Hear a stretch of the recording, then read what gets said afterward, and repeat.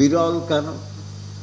জাতির পিতা যাকে হত্যা করা হয়েছে তার কন্যা দেশ চালান, এমনটি ঘটনা পৃথিবীর ইতিহাসে নাই।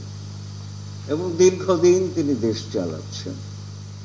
42 বছর আওয়ামী লীগের সভাপতি, 14 বছরের মতো সরকারের প্রধানমন্ত্রী। সময়ের হিসাবে তিনি বিরল। অনন্য কেন? অনন্য হচ্ছে এই তার নেতৃত্বের গুণাবলী। তিনি সাহসী, তিনি দূরদর্শী, তিনি উদ্ভাবনী। এবং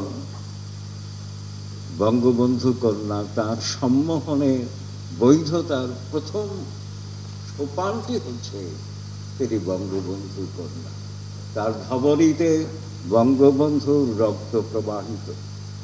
তবে এটা বোধহয় অযৌক্তিক হবে বলা যে তিনি বঙ্গবন্ধুর পথেই আছেন, এটা ঠিক না। বঙ্গবন্ধুর সময় এবং পরিস্থিতি যা ছিল, এখন সময় আর পরিস্থিতি অবিকলতা নেই। সেই কারণেই বঙ্গবন্ধুকে অনুসরণ করতে গিয়েও অনেক সময় শেখ হাসিনাকে অনেক কিছু বিবেচনায় রাখতে হয়। আমি দেখেছি যে বিদেশিরা বঙ্গবন্ধু বাংলাদেশ সম্পর্কে জানতে চায়, কিন্তু তাদের অসুবিধা হয় যে বিদেশিদের লেখা বই তথ্য ভ্রান্তি প্রচুর রয়ে গেছে। রবীন্দ্রনাথকে দিয়ে একটা গল্প করি। রবীন্দ্রনাথ নোবেল পুরস্কার পাবার পরে লন্ডনে গেলেন, তো এক বাঙালি এসে তাকে বলল, অনেকদিন তো দেশ ছাড়া, বাংলাটা প্রায় ভুলেই গেছি, তো আমি যদি ইংরেজিতে আপনাকে অভিনন্দন জানাই, আপনি কি আপত্তি করবেন? না না, আমি 2-4টে ইংরেজি বুঝতে পারি, তুমি বলো। সেই যখন অভিনন্দন জানানো শেষ করলো, তখন রবীন্দ্রনাথ মন্তব্য করলেন, বুঝলুম তাহলে তুমি বাংলা ভুলে গেছো, কিন্তু দেখছি ইংরেজিটাও রপ্ত করতে পারো নি। আমাদের দশা হয়েছে এই যে শেখ হাসিনা তো ইতিহাসের অংশ, ঐতিহাসিক ব্যক্তিত্ব। তাকে জানতে বুঝতে যা তথ্য দরকার সব ইংরেজি এবং বাংলায় আছে। তিনি ইংরেজি লিখেছেন বলে আমি তাকে বিশেষ করে অভিনন্দন জানাবো, এই জন্যে যে বিদেশিরা জানুক বঙ্গবন্ধু নিয়ে কত প্রকাশনা হলো। আমার দুঃখটা ওখানেই যে ইংরেজি বিদেশিদের জানানোর মতো কিছু 2-4টে চেষ্টা হয়েছে আর কি, কিন্তু ইংরেজিতে যে 2টো বই বঙ্গবন্ধু, তার একটি বই তথ্য ভ্রান্তি প্রচুর, আর একটিতে মোটামুটি গ্রহণযোগ্য মানের আছে আর কি। যে অসমাপ্ত আত্মজীবনীতে বঙ্গমাতা বললেন, তুমি তো বসে আছো, তোমার আত্মজীবনীটা লেখো। অসমাপ্ত আত্মজীবনীর প্রথমেই পড়বেন আপনারা।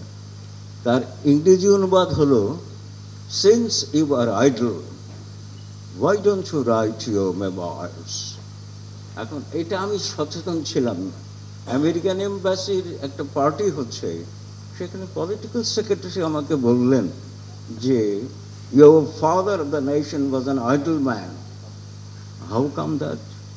How did he facilitate the birth of Bangladesh then? Well, okay, his wife said that. বলে কি, তো আমি ইংরেজিটা কিনলাম, কিনে দেখি যে এই অবস্থা। এটা ইংরেজিটা কি হবে? ইংরেজিটা হবে, since you are not doing anything, why don't you write your memoirs? Language movement, ভাষা আন্দোলন বলি আমরা। কবি কামাল চৌধুরী এখানে আছেন, সমাজ বিজ্ঞান পড়া মানুষ। মুভমেন্ট, এজিটেশন, মিউটিনি, এগুলোর মধ্যে পার্থক্য আছে কনসেপচুয়ালি। আগা পাঁচতলা অসমাপ্ত আত্মজীবনীতে লেখা আছে ল্যাঙ্গুয়েজ এডুকেশন। ছোট হয়ে গেল আমার আন্দোলন। জামাত ইসলামী, জামাত বানান লেখি ডবল এ দিয়ে, এক এতে লেখা আছে। তো সেই জন্যে আমরা কিন্তু লজ্জা আমার মাথা হেঁট হয়ে যায়। জাতির জনকের 3টি অমূল্য সম্পদ পেয়েছি, মাননীয় প্রধানমন্ত্রীর সৌজন্যে তাকে আমরা এই কাজ করেছি। বাংলাদেশে কি ইংরেজি লেখার একজনও মানুষ ছিল না? তো দুঃখটা ওখানেই আর কি। যাকে কথা বাড়াবো না, আমি লেখককে অভিনন্দন জানাচ্ছি।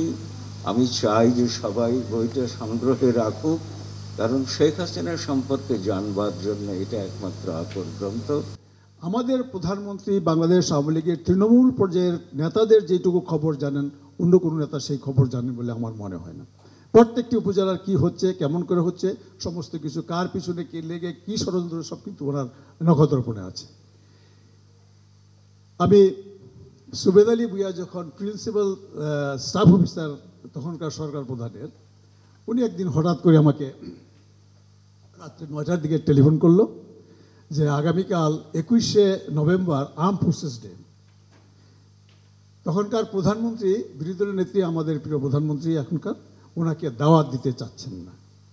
কেন যে দাওয়াত দিতে চাচ্ছে না? যে মাননীয় প্রধানমন্ত্রী দাওয়াতে গেলে খালেদা জিয়া যদি আসে, ওনার সাথে কথাবার্তা কম বলে বা ঠিক যেমনটা উনি প্রত্যাশা করে এমনটা করেন না। তা আমাকে বললো যে তুমি, আমি তো রাজি করেছি, তুমি প্রধানমন্ত্রীকে। তা আমার প্রধানমন্ত্রীকে বললাম যে এরকম এরকম ব্যাপার, কালকে তো আপনি যাবেন, তো মানে খালেদা জিয়ার আপনি একটু উইশ টুইশ করেন যে আপনি কেমন আছেন, বা আপনার নাতিনে কি হয়েছে, ও দেখতে কীরকম আপনার মতো হয়েছে, এসব বল। এইসব ব্যাপারে আমাদের প্রধানমন্ত্রী এক্সপার্ট হেডমাস্টার, এগুলি ফেডারালাইজেশনে আমাদের নেতৃত্বে কেউ ভালো না। ঠিক আছে ঠিক আছে, যাও। পরের দিন গেলাম, মাঝপথে আমি যখন, তখন কিন্তু এত মোবাইল ফোন প্রচলিত হয় না, তখন সিটি সেলের একটা লম্বা মানে পুলিশে যে থাকে এরকম সেটের মতো একটা থাকতো। আমি আমার বাসার থেকে যখন আধা রাস্তা গেছি, তখন সুবেদ আলী ভূঁইয়া আমার টেলিফোন করলো যে তোমাকে একটা কথা বলতে ভুলে গিয়েছি। অ্যাকচুয়ালি প্রধানমন্ত্রী যখন এখানে আসবে, সেনাকুঞ্জে একটা রুম আছে, সেখানে আমরা এবং বিদেশি রাষ্ট্রদূতরা সবাই মাননীয় প্রধানমন্ত্রী এবং বিরোধী দলের নেত্রী দুজনকে আমরা নিয়ে একসাথে ওখানে বসাবো।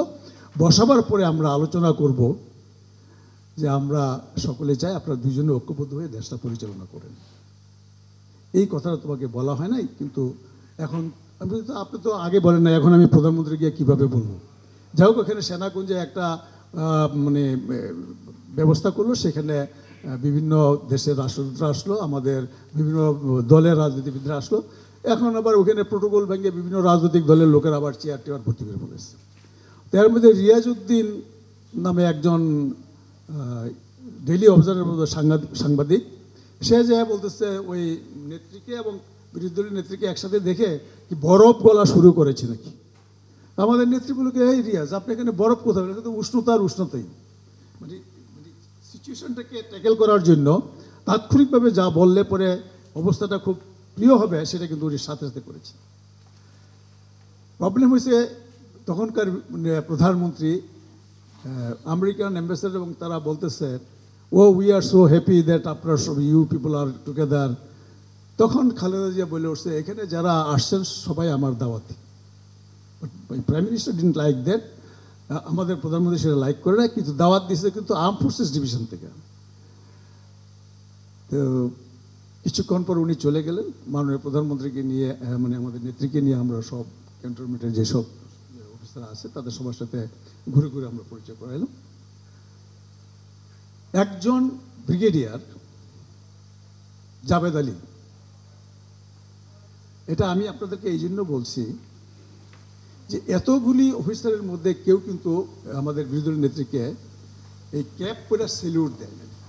যখনই মাননীয় প্রধানমন্ত্রীর কাছে গেছে তখন টুপিটা খুললে পিছনে রেখে এরকম করছে, ধারণা যে না জানি তার চাকরি চলে যায়।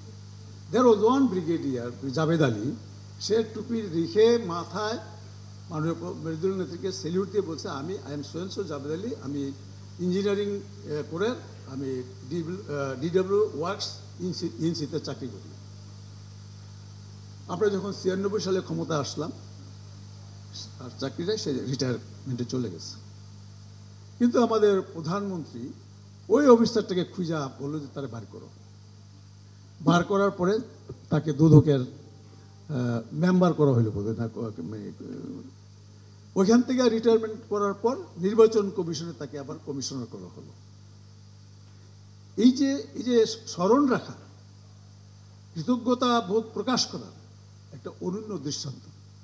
একবার চিটাগংয়ে যাওয়ার সময় ফেনী ক্রস করার পর মাননীয় প্রধানমন্ত্রী গাড়ি থামালেন। তখন কিন্তু এখন যে গাড়ি টাড়ি দেখছেন তখন কিন্তু এত ভালো গাড়ি ছিল না।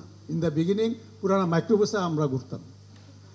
ফেনীতে ক্রস করার পরে কোথাও উনি পানি খাবে এরকম একটা অবস্থা, তা পানির কথা বলছে। পরে একটা ছেলে, ইয়াং ছেলে, সে করছে কি কচি ডাব পাইরা নিয়ে আসছে গাছের থেকে, মাননীয় প্রধানমন্ত্রীকে পানির পরিবর্তে সে ডাব দিল। তো কথা প্রসঙ্গে ওর নাম কি, বাড়ি কোথায়, সব কিছু উনি দিচ্ছে। পরে যে উনি লিখে রাখছে এটা আমরা জানি না। 96 সালে যখন আমরা ক্ষমতায় আসলাম, ওই স্লিপটা যে উনি কোথায় রাখছে এটা খুঁজে পায় নাই, কিন্তু উনি ভুলে নাই। 2008 সালে 29শে ডিসেম্বরের নির্বাচনের পরে যখন ক্ষমতায় আসলো, আসার পরে ওই স্লিপটা উনি পুরানা ব্যাগের থেকে পাইছে। পাওয়ার পরে ওই ছেলেকে ঢাকায় আনছে। ঢাকায় আইনা তাকে জীবনে প্রতিষ্ঠিত করার জন্য যা যা পদক্ষেপ গ্রহণ করা দরকার ছিল উনি সেই পদক্ষেপই গ্রহণ করেছে। তার নাম হলো শেখ হাসিনা। আমি 5 বছর ওনার সাথে ক্যাবিনেটে ছিলাম। 96 সালে ক্ষমতা থাকাকালীন সময় যে যে সিদ্ধান্ত উনি দিয়েছে, একটি সিদ্ধান্ত উনি ভুলে নাই। উনি ফাইল আসলে সচিবরা যখন ফাইল করে যে এটা তো এই হয়েছিল, এটা তো সেই হয়েছিল, এই যে স্মরণ শক্তি, এই তো অনন্য সাধারণ স্মরণ শক্তি, বঙ্গবন্ধুর একটি গুণ ওনার মধ্যে খুব প্রবলভাবে ওনার মধ্যে আছে।